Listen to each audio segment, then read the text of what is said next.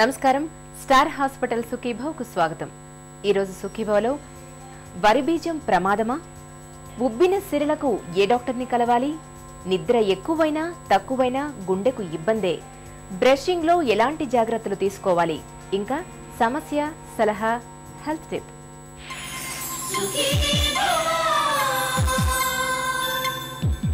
బీజాల్లో ఏదైనా కాస్త తేడా కనిపిస్తే చాలు చాలా మంది మగవాళ్లు నిత్యం దాని గురించే మదన పడుతుంటారు.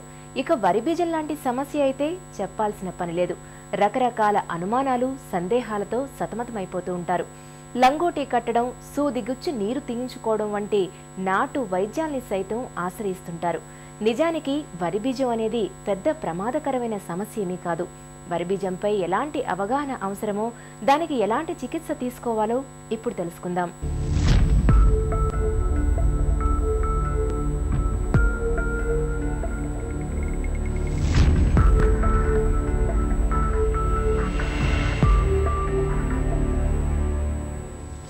వృషణాల తిత్తిలో వృషణాల చుట్టూ నీరు లాంటి ద్రవం చేరటాన్నే వరి బీజం అని, వాడుకలో బుడ్డ అని పిలుస్తాం. సాధారణంగా 20 నుంచి 40 ఏళ్ల వయసు వాళ్లల్లో వరి బీజాన్ని ఎక్కువగా చూస్తూ ఉంటాం. శరీరంలోని మిగతా భాగాల్లో ఊరినట్టే వృషణాల సంచిలో కూడా నీరు లాంటి స్రావాలు ఊరుతుంటాయి. అక్కడి నుంచి ఈ స్రావాలు లింఫ్ నాళాల ద్వారా శరీరంలోకి వెళుతూ ఉంటాయి. ఈ నాళాల్లో ఎక్కడైనా అడ్డంకులు ఏర్పడినప్పుడు స్రావాలు బయటికి వెళ్లే మార్గం లేక అక్కడే ఉండిపోతాయి. ఇదే వరి బీజానికి మూలం. హైడ్రోసీల్, చాలాసార్లు దీన్ని వరి బీజం అని చెప్పి పిలుస్తూ ఉంటారు. హైడ్రోసీల్ అంటే ఏమిటి? బేసిక్గా వృషణంలో దానికి ఉన్న కవరింగ్స్ అనేవి ఉంటాయి. ఆ కవరింగ్స్లో నీరు కట్టడాన్ని మనం హైడ్రోసీల్ అంటాం. హైడ్రో అంటే వాటర్, సీల్ అంటే కట్టడాన్ని మనం హైడ్రోసీల్ అనే పిలవడం జరుగుతూ ఉంటుంది. అది కొద్దిగా కావచ్చు, ఎక్కువగా కావచ్చు. కొద్దిపాటి నీరు అనేది ఒక 2 ml 3 ml నీరు అనేది ప్రతి వృషణం చుట్టూ ఆల్రెడీ ఉంటుంది. అది మామూలుగా సహజంగా సాధారణంగా ఉంటుంది. కానీ ఆ నీరు అనేది ఎక్కువైనప్పుడు, అది ఆ మోతాదు అనేది ఎక్కువైనప్పుడు ఆ వృషణం అనేది పెద్దగా వాచినట్టు, పెద్ద క్రికెట్ బాల్ సైజ్ కానీ ఒక్కోసారి ఇంకా పెద్దగా కూడా అయ్యే అవకాశం ఉంటుంది.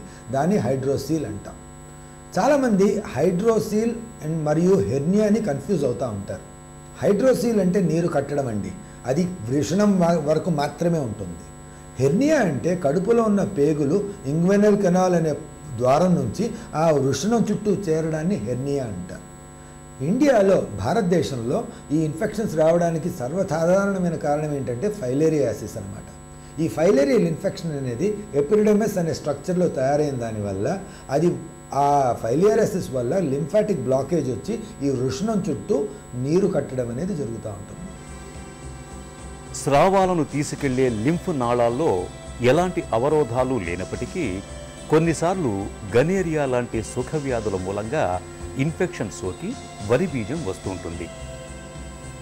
ఒక్కోసారి ఏ కారణం లేకుండానే వరి బీజం రావచ్చు. లింఫ్ నాళాల్లో అడ్డంకుల కారణంగా వచ్చే వరి బీజం వల్ల ఎలాంటి నొప్పి, బాధ ఉండవు. వృషణాల సంచి బిగుతుగా ఉంటుంది. చేత్తో నొక్కి చూస్తే లోపల వృషణం ఉన్నట్లు కూడా అనిపించదు.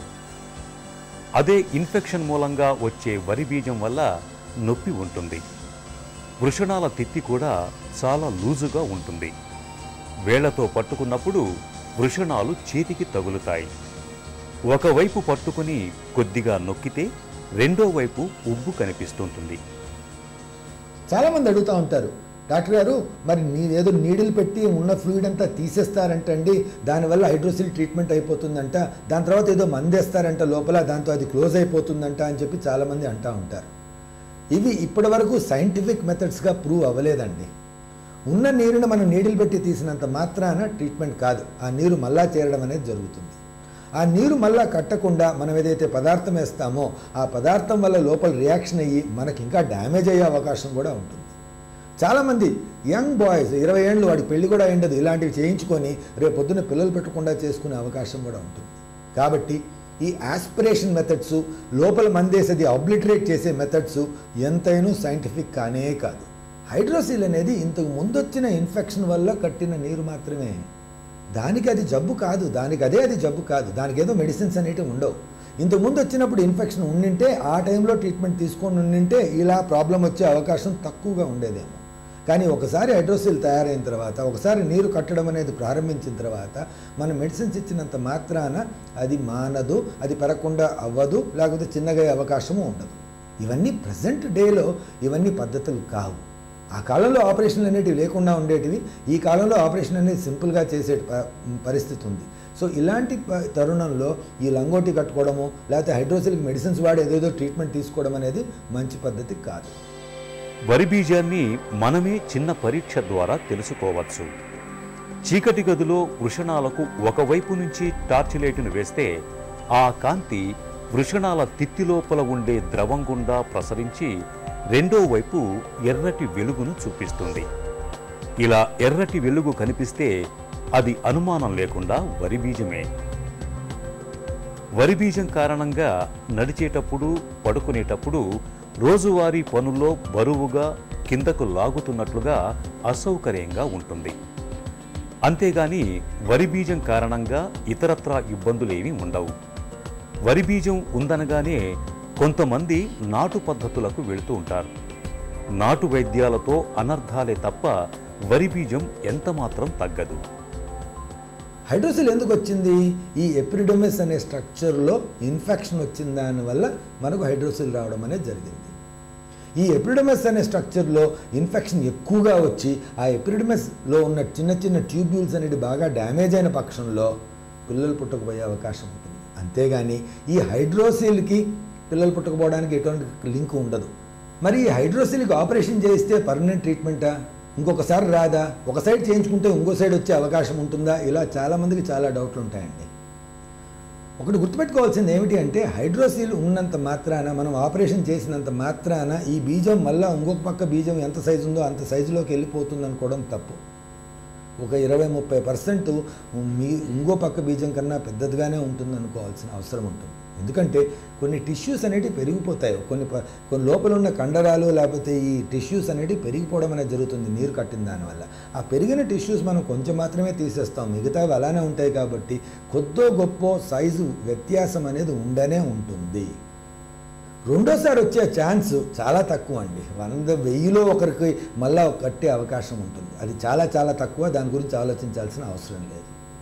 మూడో విషయం, ఈ పక్క చేస్తే రెండో పక్క వస్తుందంట, అది మాత్రం నమ్మకండి. ఒక పక్క కట్టినంత మాత్రాన, దీనికి ఆపరేషన్ చేసినంత మాత్రాన ఇంకో పక్క వచ్చేస్తుంది అనుకోవడం తప్పు.